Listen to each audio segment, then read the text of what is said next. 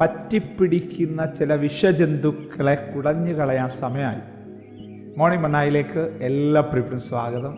വീണ്ടും ഒരു ദിവസം കൂടെ കർത്താവിൻ്റെ മുഖത്തേക്ക് നോക്കാൻ, പ്രാർത്ഥിപ്പാൻ, കർത്താവിനെ ആരാധിപ്പാൻ, ദൈവ സന്ദേശങ്ങൾ ശ്രവിപ്പാൻ, ദൈവം തന്ന സാവകാശത്തിന് നന്ദി പറയാം. പ്രതീക്ഷയോടെ പുതിയ വർഷത്തിലേക്കൊക്കെ നമ്മൾ കയറി പ്രാരംഭ ആഴ്ചകളിലൊക്കെ നമ്മളായിരിക്കുന്നു. നമ്മൾ ചിന്തിക്കാൻ പോകുന്ന വചനഭാഗം അപ്പോസ്തല പ്രവൃത്തികളുടെ പുസ്തകം 28-ാമത്തെ അധ്യായം, അതിൻ്റെ 5-ാമത്തെ വാക്യം. അവനോ ആ ജന്തുവിനെ തീയിൽ കുടഞ്ഞു കളഞ്ഞു, ദോഷമൊന്നും പറ്റിയില്ല. കുടഞ്ഞു കളഞ്ഞു, ദോഷം പറ്റിയില്ല. അവിടെ പറയുന്നൊരു പദമുണ്ട് 4-ാമത്തെ വാക്യത്തിൽ, ജീവിച്ചിരിപ്പാൻ സമ്മതിക്കുന്നില്ല. ജീവിച്ചിരിപ്പാൻ സമ്മതിക്കുന്നില്ല. ആര് പറയുന്ന പദമാണ്? പൗലോസിനെ കുറിച്ച് ബർബരന്മാർ, മെലീത്ത ദ്വീപിലെ ബർബരന്മാർ പറയുന്നൊരു പദമാണ്. നമ്മൾ കൊണ്ടു നടക്കുന്ന ദൈവശക്തി അല്ലെങ്കിൽ ദൈവീശക്തി ഈ മനുഷ്യനെ ജീവിച്ചിരിക്കാൻ സമ്മതിക്കുന്നില്ല. അവരങ്ങനെ പറയുമ്പോൾ പൗലോസ് ഉള്ളി പറയുന്ന എന്തുവാ? ആമേൻ, നിങ്ങളുടെ ദൈവം, നിങ്ങൾ സേവിക്കുന്ന ആള് ജീവിച്ചിരിക്കാൻ സമ്മതിക്കുന്നില്ലെങ്കിലും ജീവൻ നൽകിയ ഒരുവൻ എന്നോടൊപ്പമുണ്ട്. ജീവൻ നൽകിയ കർത്താവ് എന്നോടൊപ്പമുണ്ട്. ഞാൻ അവൻ്റെ മകനാണ്, ഞാൻ അവൻ്റെ ദാസനാണ്, ഞാൻ അവൻ്റെ ശുശ്രൂഷകനാണ്. എന്നെ അപ്പോയിൻ്റ് ചെയ്തത് അവിടുന്നാണ്. പറയാൻ പറ്റുമോ? അപരിചിതരുടെ ഇടയിൽ, ഭാഷ അറിയാത്ത ആൾക്കാരുടെ ഇടയിൽ, രണ്ടുപേരുടെ നടുവിൽ അകപ്പെട്ടതുപോലെ ആയിരിക്കുന്ന അനുഭവത്തിൽ ആരെങ്കിലും ഉണ്ടോ? പരിശുദ്ധാത്മ നിങ്ങളോടായി ദൂത് പറയുന്നത്. നിന്നെ ഇപ്പോൾ വീർപ്പിക്കും, ഇപ്പോൾ കൊന്നു കളയുമെന്നൊക്കെ പറഞ്ഞെഴുതി വരും. ഒന്നും നടക്കത്തില്ല കേട്ടോ. കുടഞ്ഞങ്ങ് കളയണം. എവിടാ? തീക്കകത്ത് കുടയണം. തീ നിമിത്തമായി ഈ വിഷയങ്ങളൊക്കെ വന്നല്ലേ. പറ്റിപ്പിടിച്ച അണലി. ഒരുമാതിരി ക്രിസ്ത്യൻ ലൈഫൊക്കെ നയിച്ചാലൊന്നും വലിയ കുഴപ്പമൊന്നുമില്ല. പക്ഷേ പരിധി വിട്ട് നീ അല്പം കൂടെ ആരാധനയിലും പ്രാർത്ഥനയിലും ദൈവമായിട്ടുള്ള ബന്ധത്തിനും മുന്നേറാൻ ശ്രമിച്ചാൽ ചില അണലികൾ പുകച്ച് പുറത്ത് ചാടും. പക്ഷേ പുകച്ച് പുറത്ത് ചാടിച്ചാലും തീ കത്തുമ്പോഴേ വിടുതൽ കാണത്തു, ഡെലിവറൻസ് കാണത്തു.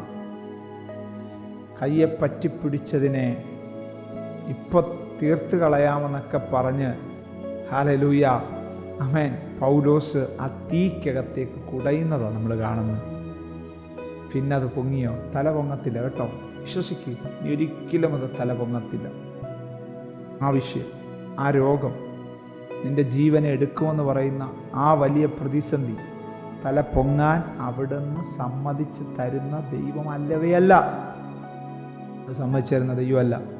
പിന്നെയോ നിന്റെ തല ഉയർത്തിപ്പിടിച്ച് നിന്നിലൂടെ ഈ കർത്താവിൻ്റെ നാമം മഹത്വം എടുക്കത്തക്ക വിധത്തിൽ കാര്യങ്ങൾ തിരിയാൻ പോവാ കേട്ടോ.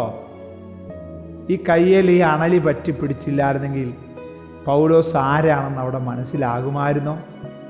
പൗലോസിൻ്റെ ദൈവം ആരാണെന്ന് അവിടെ തിരിച്ചറിയാൻ പറ്റുമായിരുന്നോ? ഇല്ലവേ ഇല്ല. ഈ സന്ദേശം കേൾക്കുന്ന ദൈവവൈദ്യലെ, നിന്നെ തകർക്കാൻ ആവശ്യം വന്നത്, നിന്നെ ജീവനെ എടുക്കാൻ ആവശ്യം വന്നത്. പക്ഷേ ആമേൻ, നിന്നെ പ്രസിദ്ധനാക്കാൻ, നിന്നെ മാനിക്കുവാൻ സ്വർഗത്തിലെ ദൈവം ആ വിഷയത്തെ മുഖാന്തരമാക്കാൻ പോകുകയാണ്. നന്ദി പറഞ്ഞേ, നന്ദി പറഞ്ഞേ ദൈവത്തോട്. നിങ്ങളുടെ കാര്യമില്ലേ കർത്താവ് പറയുന്നേ? യെസ്, ആ കടഭാരം, ആ രോഗം, ആ ബന്ധനം, ആ പോരാട്ടം, ആമേൻ, നിന്റെ ജീവനെ എടുക്കാനാണ് വന്നത്. പക്ഷേ വചനത്തിലൊരു വാക്യം ഇങ്ങനെയാണ്, ദൈവം അവൻ്റെ കയ്യിൽ അവനെ വിട്ടുകൊടുക്കുകയില്ല. വിശ്വസിക്കരുത്. ഹല്ലേലൂയ. മൊർദെഖായി എന്ന് പറയുന്ന മനുഷ്യനെതിരായിട്ട് 50 മുഴം ഉയരമുള്ള കഴുകുമരം ഹാമാൻ തന്ത്രത്തിലൂടെ ഉണ്ടാക്കിയെങ്കിലും മൊർദെഖായി ആ കഴുകുമരത്തിന്മേൽ തൂങ്ങാൻ ദൈവം സമ്മതിച്ചില്ല.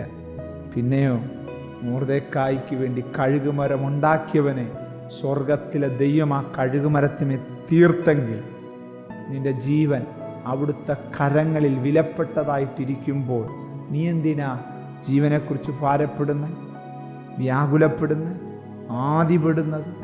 യെസ്, എല്ലാം വിട്ടുകളാം. ചിലനെ കൊടഞ്ഞുകളാം. പറ്റിപ്പിടിച്ച് ജീവനെ കൊണ്ട് പോകുമെന്ന് പറഞ്ഞു നിൽക്കുന്ന ചിലതിനെ ഉടഞ്ഞുകളാം. തീക്കകത്ത് ഉടഞ്ഞുകളാം. വിറം കൊടയിൽ തല പൊങ്ങാൻ ആ തീ സമ്മതിക്കത്തില്ല കേട്ടോ. ഈ തീ ഏത് തീയ? പരിശുദ്ധാത്മാവിൻ്റെ തീയ. എൻ്റെ മേൽ നിങ്ങളുടെ മേൽ ഒരു അഗ്നി കത്തുന്നുണ്ട്. എൻ്റെ മേൽ നിങ്ങളുടെ മേൽ ഒരു അഭിഷേകം ജ്വലിക്കുന്നുണ്ട്. വേറൊന്നുമല്ല ദൈവമക്കളെ അതിലൂടെ സംഭവിക്കുന്നത്.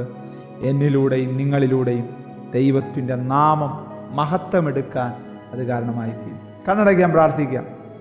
ഹൃദയം ദൈവസനി പകർന്നാട്ടി രാവിലെ നിന്നെ പറ്റിപ്പിടിച്ച് നിന്നെ കൊണ്ട് വീർപ്പിച്ച് കൊന്നുകളയുന്നൊക്കെ പറഞ്ഞു വരുന്ന ആ വിഷയത്തെ കുടഞ്ഞു കളയാനുള്ള ഒരു ആർജവം ഈ രാവിലെ ഏറ്റെടുക്കട്ടെ. കരുണയുള്ള ദൈവമേ, സ്വർഗീയ പിതാവേ, വളരെ വ്യക്തമായി ഹൃദ്യമായി ഞങ്ങളുടെ ആത്മാവ് ഞങ്ങളോട് സംസാരിച്ചു കഴിഞ്ഞു. ദൂത് ഞങ്ങൾ ആത്മാവിൽ ഏറ്റെടുത്ത് കഴിഞ്ഞു.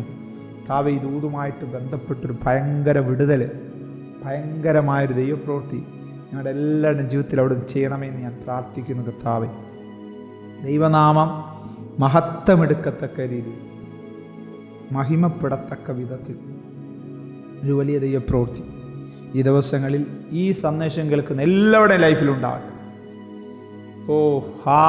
അപ്രതീക്ഷിതമായി വന്ന വലിയ പ്രയാസം, പൗലോസ് ആരാണെന്നും പൗലോസിലൂടെ പൗലോസിൻ്റെ ദൈവം ആരാണെന്നും മെലീത്തയിലെ പ്രമാണി ഉൾപ്പെടെ തിരിച്ചറിഞ്ഞതുപോലൊരു ദൈവപ്രവൃത്തി ഈ സന്ദേശം കേൾക്കുന്നവരുടെ ലൈഫിനകത്തൂടെ ദൈവനാമം മഹത്വപ്പെടുന്നൊരു ദൈവപ്രവൃത്തി കാണാൻ പോകുന്നതിനായി സ്തോത്രം. യേശുവിൻ മഹത്വമുള്ള നാമത്തിൽ തന്നെ ആമേൻ. God bless you. ദൈവം നമ്മെ അനുഗ്രഹിക്കട്ടെ. Praise Lord. മോർണിംഗ് മന്ന സന്ദേശം ശ്രവിച്ചുകൊണ്ടിരുന്ന എല്ലാ ദൈവമക്കൾക്കും സ്നേഹവന്ദനം. പാസ്റ്റർ ബിനു വട്ടപ്പാറ. ഈ ദൈവവചന സന്ദേശങ്ങൾ തുടർമാനമായി ലഭിക്കുന്നതിനായി 9745600023 എന്ന വാട്സാപ്പ് നമ്പറിൽ ബന്ധപ്പെടാവുന്നതാണ്. നമ്പർ ഒരു പ്രാവശ്യം കൂടി ആവർത്തിക്കുന്നു: 97 45 60 00 23. ദൈവം നമ്മേവരെയും അനുഗ്രഹിക്കട്ടെ. God bless you.